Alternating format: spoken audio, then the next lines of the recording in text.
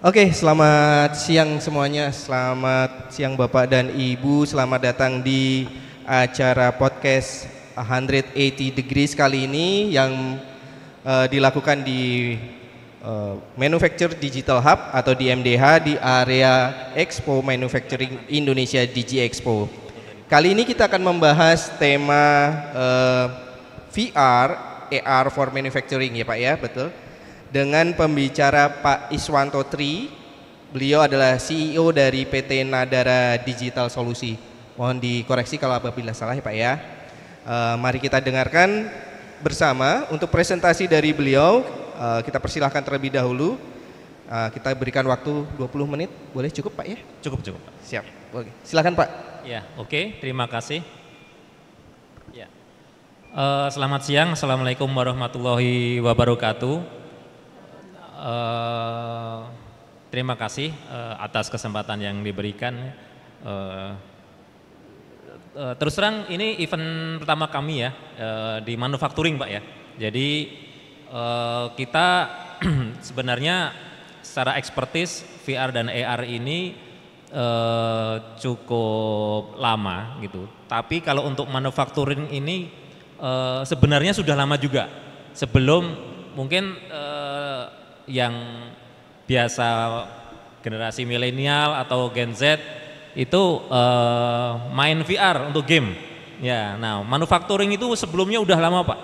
Dari tahun mungkin 90-an itu udah masuk VR maupun AR teknologinya sudah lama. Jadi contohnya di Ford Motor itu mereka membuat desain-desain mobil ya otomotif itu pakai VR sama AR-nya.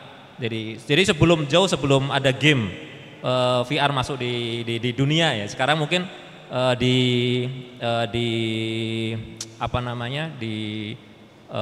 dominasi oleh Oculus, nama alatnya Oculus. Nanti kita pamerkan Oculus. Terus Oculus itu pun juga sudah diakuisisi sama Facebook ya, which is adalah Meta, Mark Zuckerberg gitu. Nah, kami PT Nadara Digital Solusi itu salah satu perusahaan lokal yang mengembangkan secara konten dan juga secara hardware-nya Pak. Jadi kita bekerja sama dengan pabrikan di ya terus terang aja di Cina ya, karena everything electronic comes from China ya Pak. jadi kita nggak bisa menafikan hal itulah gitu loh. Jadi saya ingat film apa ya, Armageddon atau apa. Jadi waktu si Bruce Willis-nya masuk ke stasiun angkasanya Amerika, terus ada temannya yang dari Rusia kan Pak, dia kan mencegah itu ada meteor yang mau nabrak. Nah, orang Rusianya tuh bilang, oh, semua tuh perangkat dari Cina ya, sama aja gitu kan. Walaupun tulisan Rusia semuanya perangkat dari Cina gitu. Nah itu balik lagi. Jadi kita juga mendesain perangkat VR dan AR ini sesuai dengan kebutuhan. Tuh. Jadi kayak handphone yang mungkin di sini ada memori 8 GB atau mungkin RAM-nya 8 GB atau 16 kayak gitu, atau kapasitas storage-nya sampai 256, 512 atau 1 tera. Nah, itu kita bisa mendesain seperti itu juga. Karena kita ada channel pabrik di Cina sana gitu Pak. Nah khusus untuk manufacturing ini saya akan menyajikan beberapa benefitnya kenapa ternyata VR dan AR itu masih sedikit dipakai di Indonesia untuk manufacturingnya Pak. Jadi ketika alokasi pabrik ya. Jadi alokasi pabriknya kita mau misalnya mendesain pabrik di Indonesia, itu cara mengukurnya masih secara konvensional manual gitu. Padahal itu bisa disimulasikan seperti membuat semacam metaverse.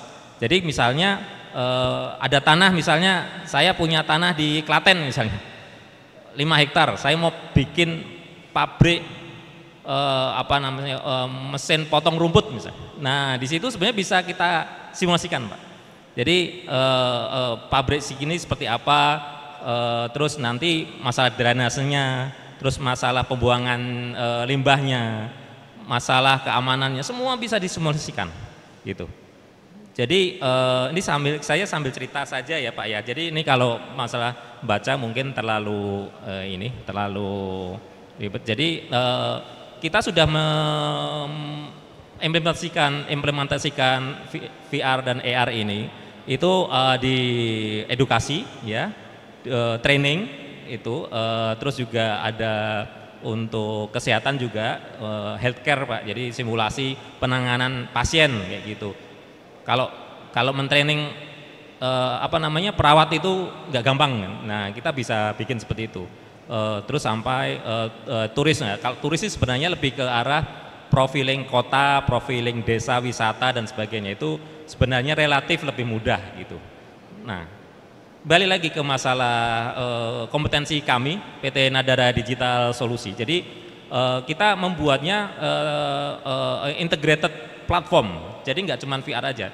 Jadi di situ kita juga membuat semacam ada web application-nya, terus ada mobile-nya, ya. Terus nanti selain VR dan AR sendiri, augmented reality sendiri, itu kita juga melakukan simulasi itu pakai video 360. Jadi kalau misalnya ini adalah satu hall, ini adalah suatu pabrik, nah kita nanti ada namanya semacam pengambilan gambar secara 360. Sebelum kita buat animasi 3D-nya, seperti itu. Jadi dan itu yang dilakukan oleh gamer-gamer. Kebetulan engineer kami itu basicnya game developer, jadi lebih mudah dalam membuat hal-hal yang bersifat animasi terus 3D seperti itu Pak. Nah, jadi salah satu yang kita buat seperti itu. Kenapa masih ada web application, mobile application? Karena di situ nanti akan terintegrasi. Jadi misalnya case-nya adalah ketika ada training dan itu nanti ada semacam KPI tentang ini Pak, tentang sertifikasi dan sebagainya. Nah nanti kita nyambungnya ke mobile apps tadi, gitu. Jadi semacam mereka misalnya di depan kita sana ada suatu mesin ya yang sangat canggih gitu. Cara untuk melakukan pelatihannya itu mereka harus sebelum mereka mengoperasikan, mereka harus mengakses ke simulator dulu.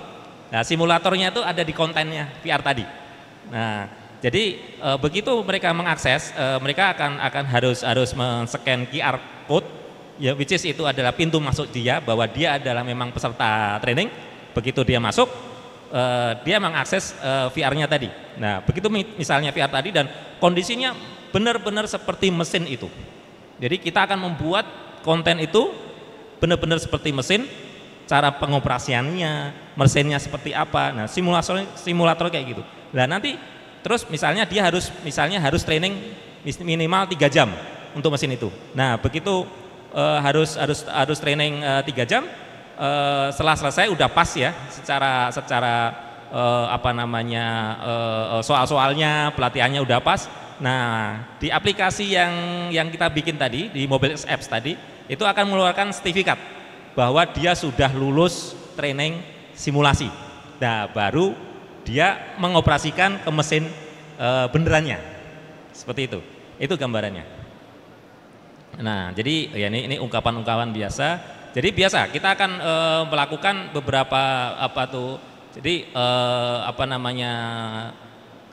inti dari VR dan AR ini sebenarnya lebih ke, kalau VR itu kita dapat simpulkan lebih ke arah simulasi sama training.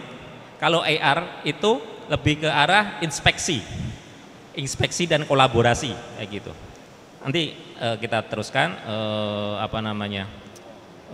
nah ini ya, ini ada. Jadi VR itu kegunaannya apa di manufacturing itu ada product design and prototyping ya, terus training and simulation, remote maintenance and troubleshooting, terus sama safety training.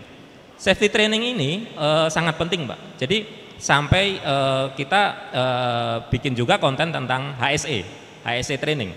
Jadi misalnya satu pabrik kebakaran kayak gitu kan agak susah Pak ya untuk mensimulasikan pabrik itu benar-benar kebakar itu. Nah kita bisa bikin dalam VR itu pakai kacamata, pakai headsetnya dan benar-benar dalam kondisi terbakar. Terus nanti harus kemana? Jadi misalnya harus ke pojokan sana ngambil apar gitu, jalan itu ya, yang jalan tangan kita Pak ya, bukan kaki ya, yang jalan tangan kita gitu, karena pakai kontrolernya. Ujung sana terus diambil aparnya, terus disemprot. Mana yang harus disemprot? Misalnya atas dulu apa bawah dulu. Nah itu dari kita melakukan ya sesuai dengan juknis dan juklatnya pemadam Pak ya, untuk melakukan tadi. Terus yang AR, kalau di sini lebih ke perakitan ya, and manufacturing guidance. Maksudnya adalah semuanya bisa guidance adalah petunjuk Pak ya. Jadi sebelum orang itu melakukan, kayak tadi misalnya di depan kita ada suatu mesin yang canggih, yang mahal kayak gitu. Nah dengan kacamata mereka itu akan ada instruksinya Pak. Nanti ada contoh kacamatanya. Jadi kalau teman-teman sudah pernah nonton film Mission Impossible yang terbaru, nah si Tom Cruise itu kan pakai kacamata, kacamatanya IR Pak. Jadi dia yang ngejar berlian itu, yang ternyata ada kunci ya Pak ya, kunci itu yang dikejar-kejar. Nah itu seperti itu Pak. Jadi teknisnya gimana? Guidance ini jadi sama, teknisnya adalah semua mesin itu nanti misalnya kita pasang suatu mark ya, suatu tanda atau QR code, which is dia begitu udah masuk di situ nanti ada kelihatannya Pak di kacamata ini, nanti ada simulasinya dia. Jadi yang kita lihat itu akan ada simulasi dia bahwa mesin ini nggak boleh setelannya tuh nggak boleh misalnya di atas 50%. Cara muternya gimana? Dan muternya juga pakai jari. Jadi teknologi AR yang bisa kita buat itu pakai istilahnya namanya gesture control. Jadi pakai gesture. Jadi dia pakai jari diputer kayak gitu. Padahal kita nggak ngapa-ngapain ya, cuma pakai kacamata doang ya, nggak ngapa-ngapain. Tapi pakai puter ini harusnya segini, setelannya segini dan sebagainya. Nah itu guidance-nya di situ. Ya. Jadi untuk manufacturing, terus juga buat QC, quality control dan inspection. Nah, contohnya gimana? Contohnya adalah ketika QC tadi, ya mereka akan melakukan simulasi dulu. Simulasi ini benar nggak gitu? Kalau simulasi benar, baru dia masuk ke produksi seperti itu. Inspeksinya gimana? Inspeksi ini nanti akan ada kalau sudah secara setting produksinya sudah ada. Nah itu mesin tadi akan dibuat database-nya yang ideal seperti ini. Yang ideal adalah gambarnya seperti ini. Begitu dia pakai pakai kacamata AR, itu mereka akan mendeteksi bahwa di mesin itu ternyata ada sesuatu yang salah. Misalnya harusnya lurus, ternyata agak miring. Nah, AR akan mendeteksi itu. Ternyata di situ harusnya suhunya maksimal 30 derajat, 40 derajat, tapi itu udah 50 derajat. Itu bisa dikerjakan juga. Seperti itu. Terus warehouse dan inventory management. Nah, ini lebih ke kayak stokis, Pak. Jadi kalau kita melihat paku yang banyak, mesin-mesin produksi menghasilkan misalnya kan sekali produksi misalnya bisa ribuan, satu hari bisa ribuan. Nah itu bisa juga ditingkatkan kontennya itu untuk inventory management. Jadi dia pakai kacamata, akhirnya dengan teknologi AI dia bisa menghitung. Jadi misalnya dari satu rak ini kita bikin ada rak, ada berapa barang, begitu kita pakai kacamata itu akan terhitung. Misalnya ternyata satu rak ini isinya 1000 piece, seperti itu bisa dilakukan untuk yang warehouse management. Terus yang terakhir adalah remote collaboration. Jadi remote collaboration ini gini, kalau di manufacturing itu apalagi kalau misalnya di agak hazardous Pak ya, jadi daerah-daerah yang berbahaya. Nah itu kadang orang kan inspeksi sendirian ya. Nah si kacamata ini akan ketika dihidupkan akan dimonitor, jadi kayak CCTV tapi yang kita pakai sebagai kacamata. Jadi ada instruktur kita atau supervisor kita yang mengontrol. Tahu-tahu kita pingsan atau kita keracunan dan sebagainya. Nah, itu akan terkontrol di situ.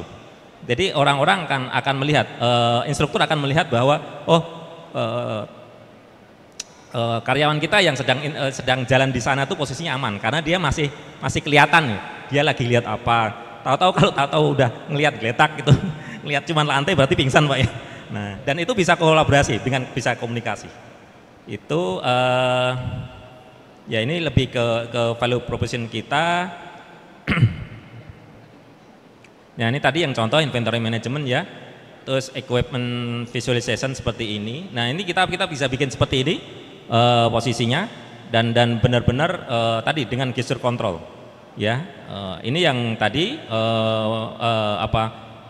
lebih ke simulasi. Jadi sebelum melakukan sesuatu kita simulasikan dulu dengan VR. Kalau kita mendatangkan peralatan yang mahal kan untuk dicoba kan susah. Nah kita bisa bikin secara simulatornya untuk peralatan itu, seperti itu Pak. Jadi ini real time instruction tadi yang kolaborasi, jadi kita bisa ngomong sama orang tanpa harus pakai HT atau pakai handphone seperti itu ya. Nah ini produk kita Pak, produk kita itu namanya mereknya dia Frombo. Alhamdulillah udah terdaftar di Ditjen Haki ya. Frombo ini merek lokal ya. Jadi dan dari aplikasi pure dari kita. Dari hardware-nya itu kita custom sesuai dengan kebutuhan. Ini yang mobile. Jadi VR tadi kita masukkan ke koper dan kopernya bisa dibawa kemana-mana. Biasanya buat training HSE atau simulasi dan sebagainya yang di kelas seperti itu. Ini kacamatanya, ya kacamata AR-nya seperti ini bentuknya. Oke. Nah kita saya ada contohnya sebentar. Ini salah satu produk yang kita punya. Oh langsung ya. Dengan ada contohnya. Ya, okay. Ini udah merek kita sendiri. Ini yang untuk jadi simulasinya pasif Pak. Jadi ada instrukturnya. Jadi orang melihat di sini dan akan melihat kayak gitu. Jadi bukan simulasi terhadap peralatan, bukan. Lebih ke materinya, lebih ke materi teori, lebih ke materi teori, gitu. Oke, yang nanti diambil. Nah ini yang kacamata VR-nya Pak. Ini yang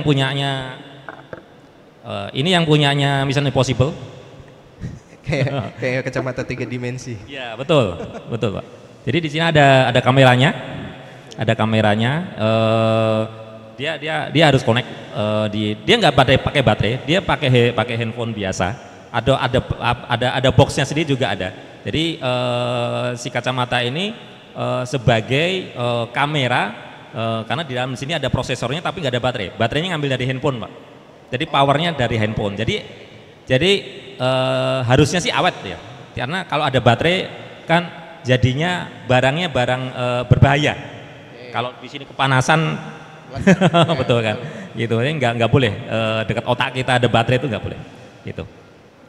Terus ya kalau trainingnya yang model ini sebenarnya merek Oculus Pak. Jadi merek Oculus ini yang training terhadap operasional, simulasi operasional terhadap alat. Jadi ini karena ada controllernya gitu. Tapi kita membuat juga yang merek Frombo. Jadi dia seperti ini. Jadi kalau ini mereknya merek Oculus Pak ya. Jadi punyanya Meta, punyanya Facebook gitu. Itu. Nah jadi kalau yang kita kebetulan belum datang, lebih slim lagi ya, yang merek Frombo itu lebih slim lagi. Mungkin dari saya seperti itu. Mungkin ada sambil tanya-tanya, silakan Pak Haji. Oke. Kalau ngelihatnya tadi sih benda-bendanya cukup unik juga sih Pak. Saya lebih tertarik dengan yang kacamata sih. Oh iya, iya Pak. Soalnya bisa buat gaya. Oh iya Pak, bener Pak. Soalnya kalau yang lain nggak bisa buat gaya. Iya bener Pak. Oke, pertanyaan dari saya sih cukup simpel sih Pak. Kalau di Indonesia sendiri saat ini ya, dengan dunia adanya VR, dengan adanya AR, dan sekarang lagi ada booming dengan AI gitu ya. Di segmentasi apa saja sih yang di PT Nadara ini sudah sudah totalan nyemplung gitu loh Pak. Oke. Jadi kayak produk dan layanannya itu seperti apa sudah dipakai oleh si end usernya itu di bidang apa saja, di sektor apa saja sebenarnya sekarang? Iya. Jadi kalau terus terang kalau di manufacturing kita baru penetrasi market Pak ya. Jadi karena karena diskusinya panjang Pak di manufacturing itu. Kita harus ada survei, kita harus belajar mesinnya, kita harus belajar cara bekerja mesinnya, dan itu butuh investasi dan waktu yang panjang. Nah, yang sudah kita lakukan itu kita membuat metaverse kota Pak. Itu di Tangerang Selatan, ya, itu di Tangsel, di kota Tangsel itu kita membuat metaverse kota. Jadi metaverse-nya kita masukkan ke platform VR. Nah, di situ yang mau mencoba itu bisa merasakan keadaan kantor ya. Jadi yang kita bangun masih dalam skala kantor wali kotanya. Jadi mejanya ruang wali kota seperti apa, wakil wali kota seperti apa. Terus kita bisa switch ke ini daerah-daerah wisata yang ada di Tangsel, gitu Pak. Kayak alun-alun Pamulang, terus Kampung Keranggan, terus apa namanya yang jalan-jalan itu, apa yang ya. Jadi yang kita sudah pakai itu, yang sudah bikin salah satunya. Terus ada juga untuk simulasi safety driving untuk Jasara Harja Pak, gitu. Jadi kebetulan kami membuat sebuah konten game untuk Jasara Harja. Itu gamenya itu sebenarnya bisa juga sih kita buat sim ya, simulator sim gitu. Cuman ini lebih ke arah kampanye sih sebenarnya. Jadi Jasara Harja kalau ada event safety driving itu harusnya mengajak kami itu karena kontennya yang buat kami. Jadi itu jadi karena hal itu kenapa dibuat, karena angka kecelakaan tinggi, terus kita bikin konten yang pakai mobil Pak ya. Jadi misalnya bagaimana kalau ada ambulan lewat kayak gitu. Nanti silakan kalau teman-teman pengunjung yang mungkin ada ya kontennya ya. Ada ya.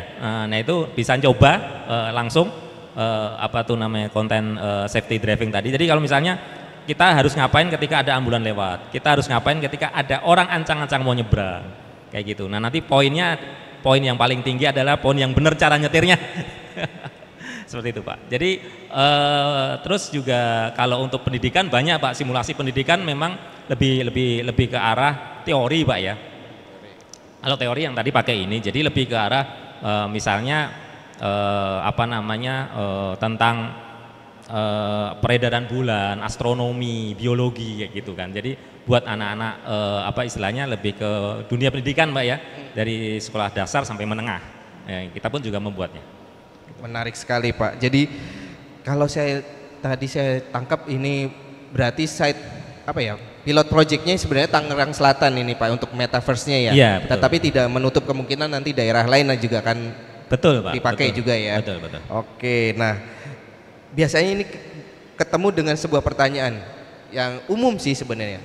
Kendalanya apa saja sih Pak yang saat ini yang menjadi challenging bagi PT Nadara sendiri untuk mengembangkan teknologi ini, karena totally memang untuk AR, VR ini kan memang bagi orang Indonesia masih baru, apalagi dengan teknologi yang sekarang orang masih lihat apa sih bendanya nggak real banget gitu, karena harus ngelihatnya lihat via kacamata gitu kan, nggak in touch langsung. Iya betul. Jadi gini, VR sama IR itu sebenarnya terpicu oleh kata-kata atau gaungan metaverse yang berapa tahun yang lalu itu dideklarasikan oleh Mark Zuckerberg ya, gitu. Tapi ternyata mereka akhirnya dipecatin semua engineer-nya. Gitu. Karena posisinya dunia nggak siap Pak mengikuti pikirannya Mark Zuckerberg. Kayak gitu. Kecepatan. Orangnya pintar, kecepatan. Kitanya masih pakai Excel ya, dianya jualan NFT sama jualan apa di metaverse gitu. Jadi tapi itu yang membuat kita tergerak Pak ya. Itu menjadi inspirasi kami. Jadi sebenarnya kita nggak usah jauh-jauh membuat VR dan AR itu sebagai metaverse gitu. Kita membuat yang reality aja. Yaitu tadi Pak, yaitu ada sebagai simulator inspektor seperti itu, yang dunia reality gitu. Hambatannya apa? Hambatannya hardware-nya masih relatif mahal, Pak. Gitu. Apalagi yang ini, Pak ya. Oh, iya. Itu saya incer banget itu. Hati-hati Mas, disimpan Mas. Jujur Dikantongin atau jujur dipakein kalung Mas, hati-hati. Jujur udah diincer nih saya. Ya kalau ini masih harga handphone, kalau ini masih ya ini di atas Nmax Pak. Oh gitu. Ya. Waduh, mahal banget ya ternyata. Jadi cicilan nih. Cicilan. Makanya saya deg-degan. Jadi ini Pak agak mahal karena di manufacturing sana juga mahal.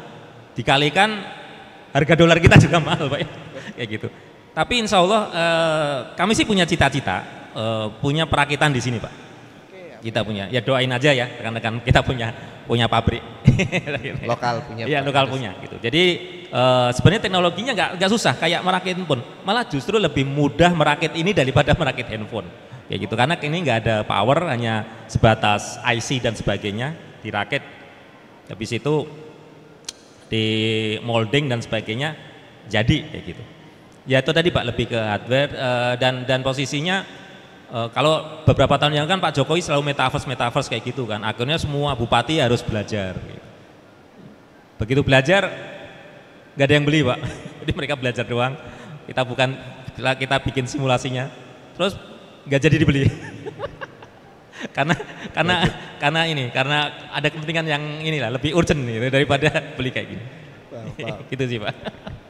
Menarik Pak. Oke, terima kasih ini untuk sesi siang hari ini dari Pak Is. Sama-sama informasinya. Pak, iya. Saya jujur aja sih ngincer kacamata, serius Pak. Kalau boleh jadi giveaway nih.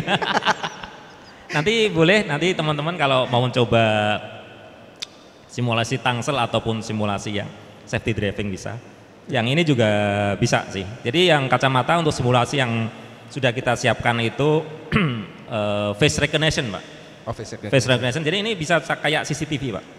Face recognition sama collaboration tadi. Jadi kita bisa berkomunikasi dengan orang dimanapun kalau kita pakai ini. Orangnya akan connect juga gitu sama kita. Oh oke. Kayak gitu. Berarti kayak di Mission Impossible kan? Iya betul. Dan posisinya kalau di negara asalnya ini sudah jadi tilang etle Pak. Oh. Jadi tilang etlenya pakai ini Pak. Jadi jangan dikira ada polisi pakai ini, diam-diam aja Pak. Itu udah mengcapture plat nomornya Bapak. Tapi belakangnya saya merem juga nggak kelihatan. Oh nggak pernah, iya Pak. Kalau merem nggak kelihatan. Kirain ini paling ngapain itu kan orangnya kan. Ternyata nilangin kita. Yang langgar, yang ini lawan arus Pak. Motor-motor. Oke, terima kasih ini untuk Pak Is kedatangan siang hari ini di podcast 180 Degrees bersama Aktiknas. Jangan lupa untuk mengikuti dunia perkembangan teknologi dunia manufaktur terbaru untuk menjadi bagian event terbesar pada tahun ini. Silahkan kunjungi di website kami atau di website di manufacturingindonesia.com dan kemudian untuk melakukan registrasi di sana. Kami ada mulai dari tanggal 6 hari ini sampai dengan tanggal 9 untuk hari Sabtu besok untuk event acara podcast Manufacturing Indonesia. Sekali lagi selamat siang, terima kasih Pak Is untuk terima kasih sama-sama Pak Haji. Terima kasih untuk Mas dan saya moga-moga dapat kacamata ya. Terima kasih. Oke, kami kembalikan ke acara berikutnya, siapa narasumber berikutnya. Oke.